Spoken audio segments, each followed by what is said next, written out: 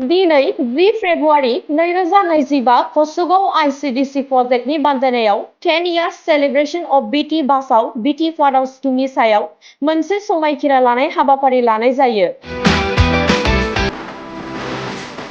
बे हाबाफारिखौ क'सुगाव ICDS प्रजेक्टआ मावफुंनो थाखाय क'सुगावनि आवथायाव थानाय दाब दाब जायगायाव सुबुंफोरनि गेजेराव सांग्रांथि लाबोनो थाखाय हाबाफारि आखायाव लानाय जादों।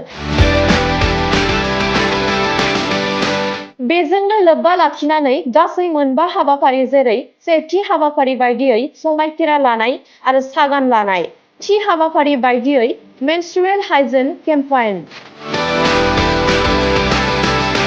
थामथि हाबाफारि बायदियै creative artwork or slogans by school children on Women Helpline 181 and Child Helpline 1098। ब्रैथि हाबाफारि बायदियै awareness on pre conception and prenatal diagnostic technique quiz at community level आरो बाथि हाबाफारि बायदियै फर्मेशन अफ किशोरी सिविका गट खुंनो आखायाव लानाय जादों।